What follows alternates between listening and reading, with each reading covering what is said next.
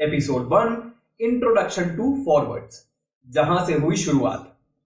हम सभी जानते हैं कि मार्केट में किसी भी सिक्योरिटी या स्टॉक में ट्रेड करने के लिए आपके पास 3 इंस्ट्रूमेंट्स होते हैं, इक्विटी, फ्यूचर्स और ऑप्शंस। इस सीरीज में हम ऑप्शंस के बारे में डिटेल में जानेंगे। आप सभी जानते होंगे कि ऑप्शंस और फ्यूचर्स को डेरिवेटिव के नाम से भी जाना जाता है। तो ये डेरिवेटिव है क्या? जैसे कि नाम से पता चलता है कि कोई सिक्योरिटी जिसकी वैल्यू किसी दूसरे एसेट की मदद से डिराइव करी जाए या पता करी जाए, उसे कहते हैं डेरिवेटिव। और जिस एसेट से इस वैल्यू को डिराइव किया जाता है उसे कहते हैं अंडरलाइन। तो उदाहरण के तौर पर अगर मैं आपसे कहूं कि speed is distance divided by time, speed तभी कैलकुलेट की जा सकती है जब आपके पास डिस्टेंस हो, इसलिए स्पीड हो गई डेरिवेटिव क्योंकि ये डिराइव हो रहा है डिस्टेंस से, और डिस्टेंस हो गया इसका अंडरलाइन। अगर मैं इसी एग्जांपल को फाइनेंशियल मार्केट से जोड़ूं तो अंडरलाइन कुछ भी हो सकता है, जैसे स्टॉक, बॉन्ड, कमोडिटी, करेंसी या इंडेक्स, और इसके डेरिवेटिव होते हैं इसके फ्यूचर्स और ऑप्शंस। ऑप्शंस को समझने के लिए आपको पहले फ्यूचर्स की जानकारी लेनी पड़ेगी, और फ्यूचर्स को समझने के लिए आपको जानना पड़ेगा कि फॉरवर्ड्स क्या होते हैं। तो क्या है ये फॉरवर्ड कॉन्ट्रैक्ट्स? फॉरवर्ड कॉन्ट्रैक्ट्स का जिक्र कौटिल्य अर्थशास्त्र में भी पाया जाता है, जहां कौटिल्य ने यह सजेस्ट किया था कि किसानों को उनकी फसल के दाम एडवांस में दे दिए जाएं। फॉरवर्ड मार्केट इसलिए भी इंट्रोड्यूस हुआ था कि किसानों को उनकी फसल का सही दाम मिल पाए मंदी के वक्त पे भी। फ्यूचर्स फॉरवर्ड का ही एक मॉडिफाइड रूप है। चलिए इसे एक एग्जांपल से समझते हैं। आप एक ज्वेलर हैं और 15 जनवरी 2021 को आप एक गोल्ड इंपोर्टर से डील करते हैं कि 3 महीने बाद यानी 15 अप्रैल 2021 को आप उससे 5 किलो गोल्ड खरीदेंगे, और जिस प्राइस पर आप दोनों राजी होते हैं वो है आज का भाव यानी करंट मार्केट प्राइस, जो कि है 5,000 रुपए पर ग्राम, जो कि हो जाता है 50 लाख पर केजी। इस हिसाब से आपकी कॉन्ट्रैक्ट वैल्यू होती है 50 लाख 1 केजी के लिए, और 5 केजी के लिए 2.5 करोड़ यानी 2.5 करोड़। इसे कहते हैं फॉरवर्ड कॉन्ट्रैक्ट। तो अब 3 महीने बाद गोल्ड की प्राइस चाहे जो हो, आप और गोल्ड इंपोर्टर दोनों ही इस कॉन्ट्रैक्ट को मानने के लिए बाध्य हैं। क्योंकि आप गोल्ड खरीद रहे हैं इसलिए आप हैं बायर ऑफ फॉरवर्ड कॉन्ट्रैक्ट, और गोल्ड इंपोर्टर है seller of the forward contract. चलिए अब समझते हैं बायर और सेलर दोनों के माइंडसेट को। इंपोर्टर को ये लगता है कि गोल्ड में मंदी आने को है और प्राइस नीचे जाएगा, इसलिए वो आज के प्राइस में गोल्ड बेचना चाहता है। और आप सोच रहे हो कि गोल्ड में तेजी आ सकती है और प्राइस ऊपर जा सकता है, इसलिए आप आज के भाव पर गोल्ड खरीदना चाहते हो। अब आप दोनों के बीच में कॉन्ट्रैक्ट हो गया है, तो यहां 3 संभावनाएं हो सकती हैं। पहला, गोल्ड का प्राइस 50 लाख से 55 लाख पर केजी हो जाता है। आप जो बायर है उसे प्रॉफिट होगा। आपने कॉन्ट्रैक्ट खरीदा है तो आप गोल्ड खरीदेंगे 50 लाख पर केजी के हिसाब से, और उस गोल्ड की कीमत मार्केट में है 55 लाख रुपए पर केजी। आपको 1 किलो पर होता है 5 लाख का प्रॉफिट, यानी 5 किलो पर हुआ 25 लाख का प्रॉफिट। वहीं गोल्ड इंपोर्टर को यहां नुकसान होता है क्योंकि उसे कम दाम पर अपना गोल्ड बेचना पड़ रहा है। सिचुएशन नंबर 2, गोल्ड का प्राइस 50 लाख पर केजी ही रहता है। इस स्थिति में ना किसी को प्रॉफिट होगा ना किसी को लॉस होगा, क्योंकि गोल्ड के भाव में कोई भी बदलाव नहीं आया। सिचुएशन नंबर 3, गोल्ड का प्राइस 50 लाख से 46 लाख पर केजी हो जाता है। इस परिस्थिति में इंपोर्टर को फायदा होगा क्योंकि उसे गोल्ड का ज्यादा भाव मिल रहा है। 46 लाख पर केजी का गोल्ड वो 50 लाख पर केजी में बेच पा रहा है। उसे होगा 4 लाख का फायदा, 5 किलो पर होगा 20 लाख का फायदा, और आपको होगा 20 लाख का नुकसान।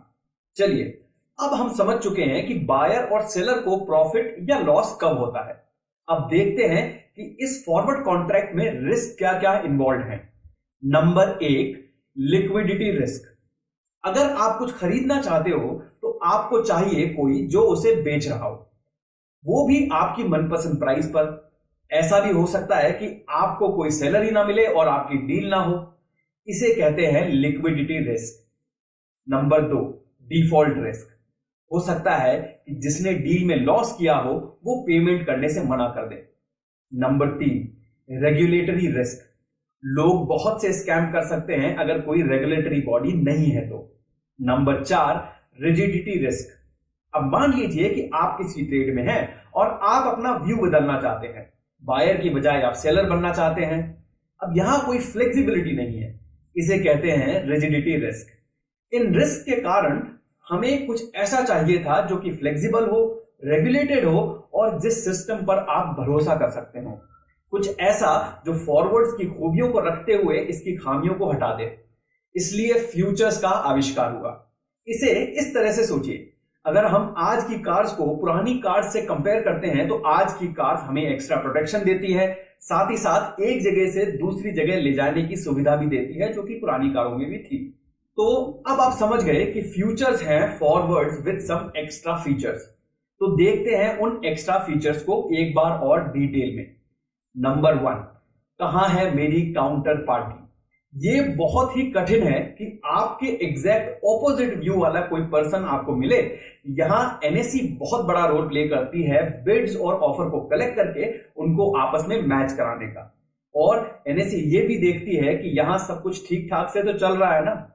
नंबर 2, फ्यूचर्स कॉन्ट्रैक्ट अपने अंडरलाइन की नकल करते हैं। हमने सीखा था कि अंडरलाइन और डेरिवेटिव्स क्या होते हैं।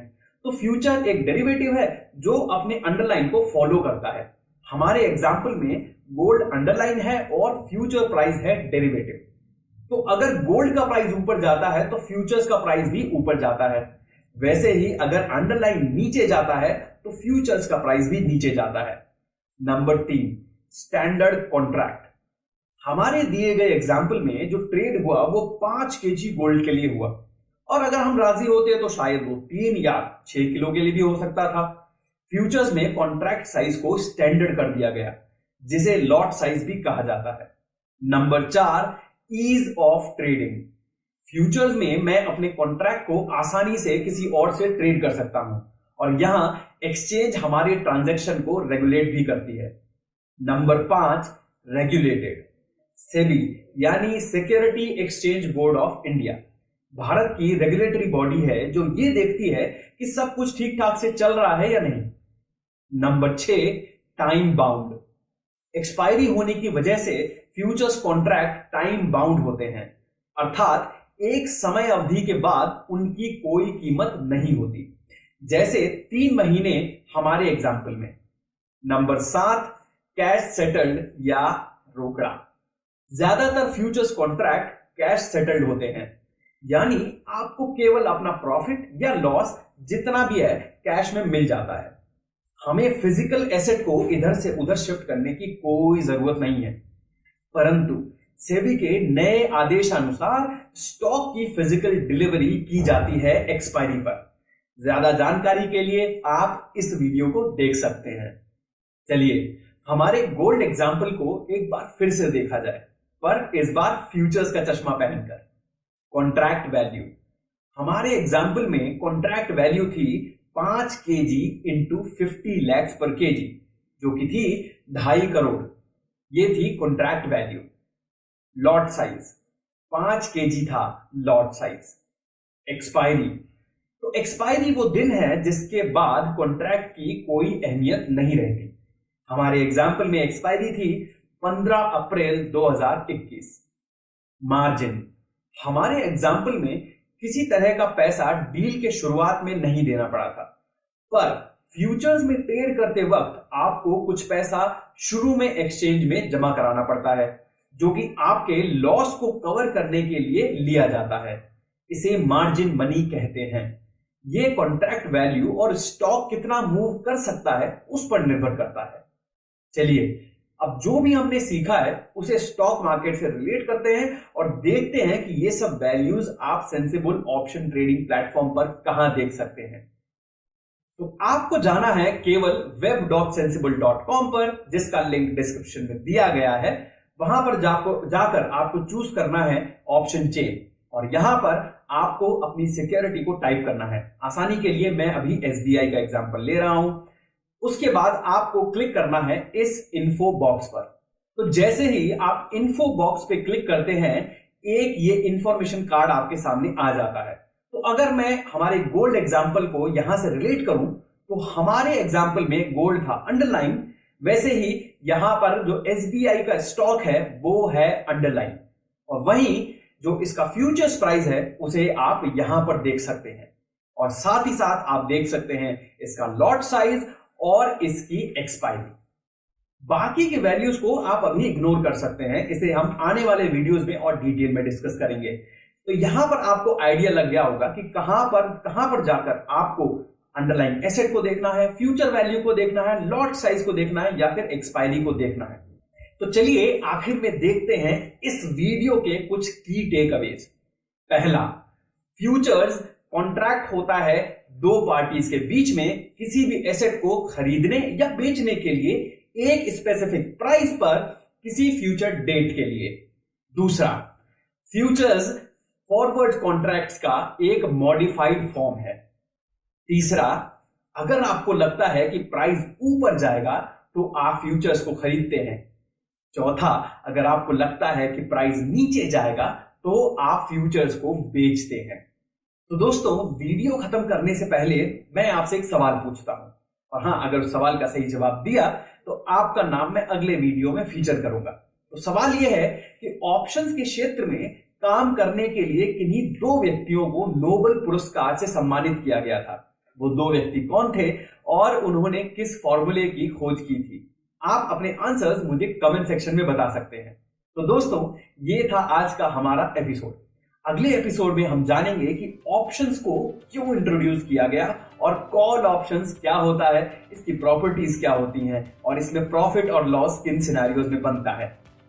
तो दोस्तों, अगर ये वीडियो आपको पसंद आया है तो इस वीडियो को लाइक कर दीजिए, क्योंकि जितने लाइक्स ज्यादा होते हैं उतनी तेजी से अगले वीडियो की एडिटिंग होती है। तो अगर आप चाहते हैं कि अगला वीडियो जल्द से जल्द आए तो इस वीडियो को लाइक जरूर करिए, और इसी के साथ we wish you safe and happy trading with Sensible. Bye bye.